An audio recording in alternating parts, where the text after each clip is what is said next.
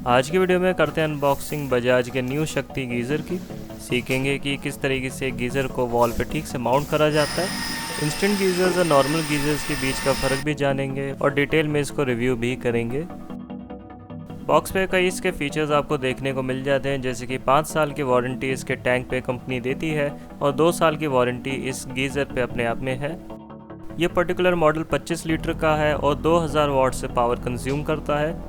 और सबसे बड़ी बात इस गीज़र की ये है कि इसमें आपको ग्लास लाइंड टैंक मिलता है, जिससे कि नमक इसके टैंक में आराम से नहीं जमेगा और कोरोजन के चांसेस भी नहीं रहते हैं। जब भी किसी भी प्रोडक्ट को परचेज़ करें उसके बाद अनबॉक्सिंग करें, ये इंश्योर कर ले कि सिंगल टेप ही लगी हुई हो उसके पैकेज पे। कई बार सेलर्स रिटर्न पैकेजेस आपको दे देते हैं और उस केस में हो सकता है कोई पार्ट मिसिंग हो पैकेज के अंदर से या प्रोडक्ट में ही कोई डैमेज हो। गीज़र के साथ ज़रूरी नहीं है कि 16 एम्पीयर का प्लग लगा हुआ है, कुछ मॉडल्स में प्लग लगा होता है और कुछ में नहीं। ये गीज़र 2 फास्टनर्स पे टंगता है। इसके ब्रैकेट काफ़ी अच्छा खासा हैवी दिया है, बिल्कुल भी बेंड नहीं करता है। साथ में रिटर्न चेक वेल्व भी मिल जाता है, जो कि गर्म पानी को लाइन में वापस नहीं लौटने देता। इसके साथ एक वाइनल ट्यूबिंग भी मिल जाती है और गीज़र के ऊपर की साइड पे टेम्परेचर गेज भी लगा मिलता है, लेकिन इसमें कोई भी टेम्परेचर्स मेंशन नहीं है, सिर्फ एस्थेटिक्स के लिए है ये। नीचे की साइड में 2 एलईडी इंडिकेटर्स दिए हैं, एक पावर का, एक हीटिंग रॉड का और एक थर्मोस्टेट का रोटरी डायल है। अब गीज़र को इंस्टॉल करने के लिए 2 फास्टनर्स की आपको ज़रूरत पड़ेगी। इसके लोड के हिसाब से आइडियली M14 फास्टनर्स इस्तेमाल करने चाहिए और एक आधे इंच, अगर मेट्रिक में कहें तो 13 mm की ड्रिल बिट का इस्तेमाल करना पड़ेगा। ड्रिलिंग के लिए कोई भी ड्रिल मशीन होनी चाहिए, हैमर ड्रिल हो तो और आसानी हो जाती है।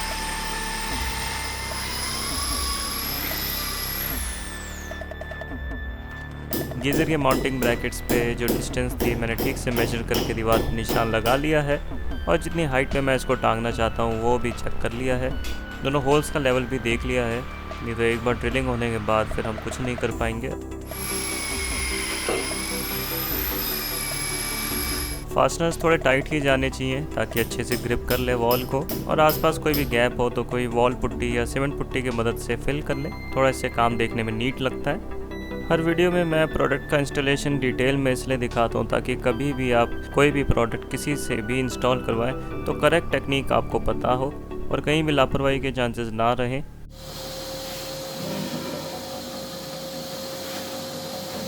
वैक्यूम क्लीनर से सारी डस्ट को साफ़ करने के बाद फाइनली गीज़र को माउंट कर लिया है। बोर्ड्स पे 2 वॉशर्स भी लगा दी थी मैंने ताकि माउंटिंग ब्रैकेट को अच्छे से ग्रिप कर लेंगे। फिर एक एडजस्टेबल स्पैनर की मदद से बोल्ट्स को टाइट कर लिया है।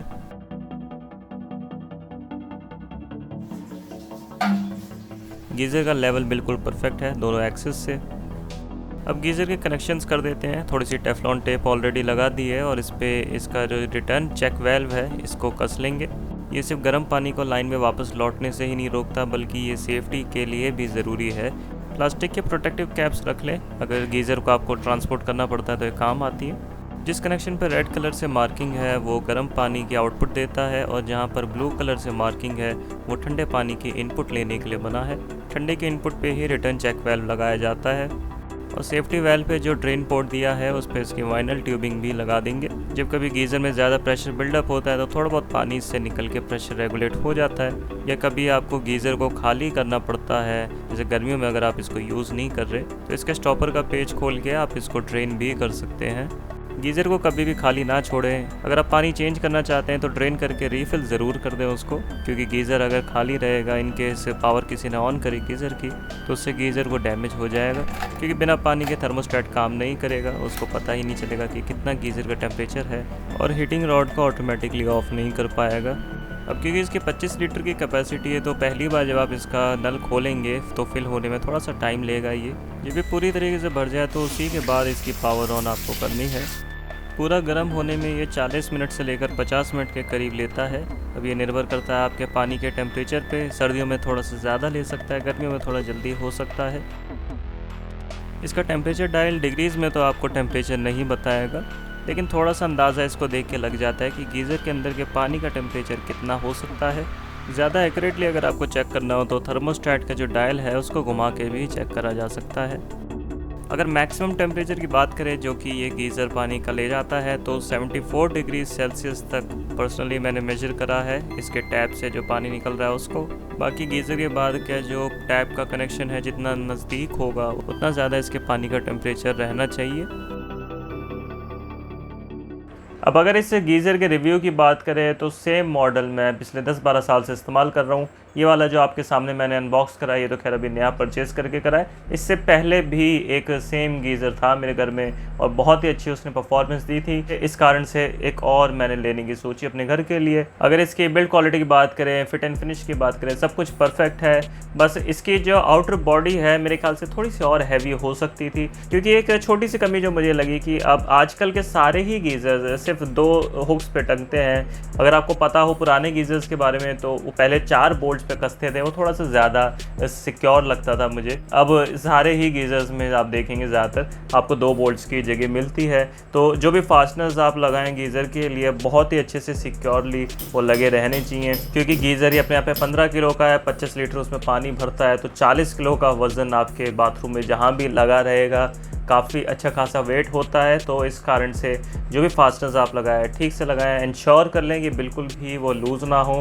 अगर कहीं से भी थोड़ी सी भी लूजनेस आपको महसूस हो रही हो फास्टनर्स में टाइट करने के बाद भी रिस्क ना लें, उसको प्रॉपर तरीके से दोबारा उसको रिपेयर करके फिर दोबारा ड्रिल करके ही फास्टनर्स लगाएं, या आप जगह चेंज कर दें उसकी, वो ज़्यादा और भी सेफ़ तरीका रहेगा। अब अगर हीटिंग परफॉर्मेंस की बात करें 2000 वाट्स कंपनी ने क्लेम करी है और उतनी ही ये कंज्यूम करता है। रियल लाइफ में बहुत ही जल्दी हीटिंग ये करता है, लेकिन इंस्टेंट गीज़र जितनी हीटिंग की आप इससे उम्मीद ना करें। वैसे भी इंस्टेंट गीज़र्स की दिक्कत ये रहती है कि बहुत ही छोटा टैंक होता है उनमें और आपको इतना कन्वीनियंट नहीं महसूस होता जब उसको इस्तेमाल करते हैं। तो मेरी राय में तो खैर मैं इंस्टेंट गीज़र ज़्यादा पसंद नहीं करता। कहीं भी आपको गीज़र्स इंस्टॉल करने 15 लीटर 25 लीटर यही कॉमन साइजेस आते हैं। किचन के लिए 15 लीटर ज़्यादातर लोग इस्तेमाल करना पसंद करते हैं, बाथरूम के लिए 25 लीटर ज़्यादातर लोगों के लिए मोर देन इनफ रहता ही है। अब इंस्टेंट गीज़र सिर्फ नाम के लिए इंस्टेंट होता है, भले ही उसमें 1 लीटर का टैंक होता है, आप 1 मिनट के अंदर वो गर्म हो जाता है, लेकिन अब जैसे ही उसको इस्तेमाल करते हैं बहुत ही मुश्किल आती है उसका टेम्परेचर रेगुलेट करने में।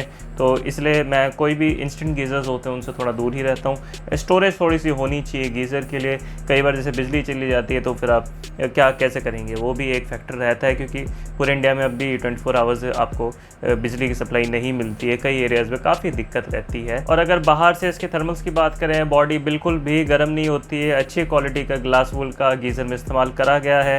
अब अगर कहीं भी बॉडी हीट करेगी तो इसका मतलब ये है कि एनर्जी की वेस्टेज हो रही है और सिंपली आप ये ऐसा नहीं चाहेंगे। इसी कारण से इसकी जो आप स्टार रेटिंग देके 4 स्टार्स इसको मिले हैं सरकार की तरफ से। तो एक एफिशिएंट प्रोडक्ट है ये, इसमें कहीं भी अननेसेसरी हीटिंग नहीं है। जितनी बिजली ये कंज्यूम कर रहा है पूरी बिजली ये आपके पानी को गर्म करने में लगा देता है। अब अगर किसी भी गीज़र का कंपैरिजन आप हीटिंग रॉड से करें तो उनमें काफ़ी ज़्यादा एनर्जी वेस्ट जाती है। बहुत से लोगों को मैंने देखा है कि हीटिंग रॉड्स का इस्तेमाल करते हैं, अनसेफ तो वो होती हैं, लेकिन मेन तौर पे उनमें सबसे बड़ी दिक्कत ये रहती है कि जितनी बिजली वो लेती हैं उतनी पानी हीट करने में पूरी तरीके से नहीं लगा पाते, क्योंकि ओपन कंटेनर होता है, भाप उड़ती रहती है और इतने अच्छा उसमें इंसुलेशन होता नहीं है। तो और अगर आपके घर में छोटे बच्चे हैं या एजेड मेंबर्स हैं तो भी जो हीटिंग रॉड है थोड़ा सा रिस्क फैक्टर उसमें रहता ही है, क्योंकि कई बार होता है कि स्विच ऑफ ठीक से नहीं कर पाते और हीटिंग रॉड बाहर टंगी हुई है और फिर वो तो लाल हो ही जाती है। और एक और फैक्टर जिसका आपको ध्यान रखना है किसी भी गीज़र या हीटिंग रॉड को इस्तेमाल करते हो ये कि आपके घर में ग्राउंडिंग ज़रूर होनी चाहिए। बहुत से फ्लैट्स में अर्थ का कनेक्शन अच्छा नहीं होता, कई बार तो वायरिंग तक ही अर्थिंग की नहीं डाली जाती। अगर आपके घर में अर्थ अच्छा नहीं है कोई इशू नहीं है, एक अर्थिंग की एटलीस्ट वायर होनी चाहिए आपके घर में, और कहीं भी कोई सॉकेट है जिसमें अर्थ की वायर है उससे कनेक्शन आप किसी मेटल के पाइप पे या किसी सरिये पे एंगल पे आप करके ज़मीन में आप कहीं भी गाड़ दो जहाँ थोड़ा सा भी नमी रहती है। तो उससे क्या होगा कि आपके घर में ग्राउंडिंग हो जाएगी और ये इशूज़ नहीं आएंगे, क्योंकि अर्थिंग ही आपको अल्टीमेटली बचाती है इन केस कहीं भी करंट की लीकेज हो। हर गीज़र के अंदर एक अर्थिंग इलेक्ट्रोड होता है और अक्सर लोग यही लापरवाही करते हैं कि इसको कभी नहीं बदलते, बल्कि उनको पता भी नहीं होता कि ऐसी कोई चीज़ भी होती है गीज़र के अंदर जिसको बदलना चाहिए। अब ये अर्थिंग इलेक्ट्रोड इसलिए इस्तेमाल करा जाता है ताकि जो गीज़र का टैंक है उसको कैथोडिक प्रोटेक्शन मिले। इससे गीज़र का टैंक गलता नहीं है, उस पर सॉल्ट डिपॉजिट्स नहीं होते। और जो मैग्नीशियम की रॉड होती है वो खुद अपने आप को सेक्रीफाइस करके गीज़र के जो इंटरनल कंपोनेंट्स हैं उनकी लाइफ बढ़ाती है, उनको बचाए रखती है।